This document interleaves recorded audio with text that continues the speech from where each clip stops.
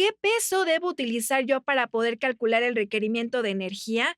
Entonces, aquí tenemos el peso ideal o el peso libre de edema y el peso seco. Y aquí recordemos que si nosotros utilizamos el peso seco para calcular el requerimiento de energía en pacientes con obesidad o desnutridos puede ser peligroso si yo utilizo el peso actual. Por lo tanto, las guías Kadoki recomiendan que se utilice el peso ajustado, libre de edema, es decir, si la persona tiene un peso actual menos del 95% o más del 115% del peso teórico o peso ideal, entonces lo ajusto de acuerdo a esta fórmula. Esto, en teoría, de que el 25% del exceso de peso corporal en pacientes con obesidad es tejido metabólicamente activo.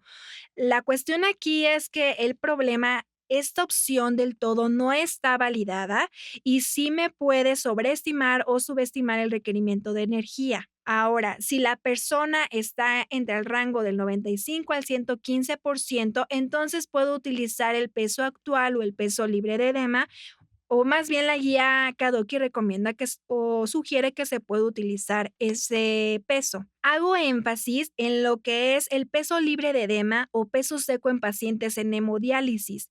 El peso seco en pacientes en hemodiálisis o peso actual es el menor peso que puede alcanzar el paciente sin desarrollar síntomas de hipotensión y el volumen de líquidos es óptimo.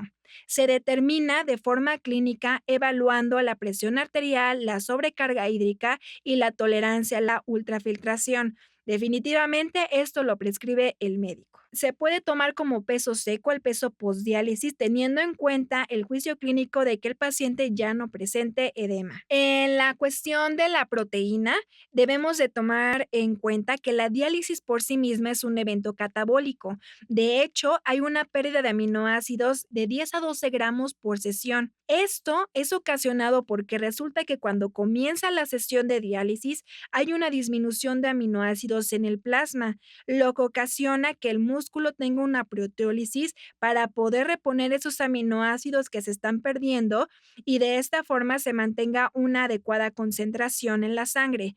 Esto a largo tiempo me puede llevar a desgaste. Ahora, aunado a que si la persona consume de 0,8 a 0,85 gramos por kilogramo de peso al día de proteína, se asocia a que tienen un balance nitrogenado negativo en comparación con quienes tienen un consumo de 1,1 gramos por kilogramo de peso al día.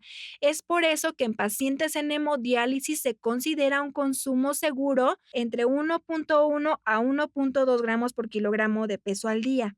Debemos de recordar, y aquí siempre voy a insistir, que los pacientes tienden a tener una menor ingesta, inclusive llega a ser menos del 40% en el periodo más largo de diálisis entre semana, probablemente porque el paciente quiera evitar la sobrecarga hídrica.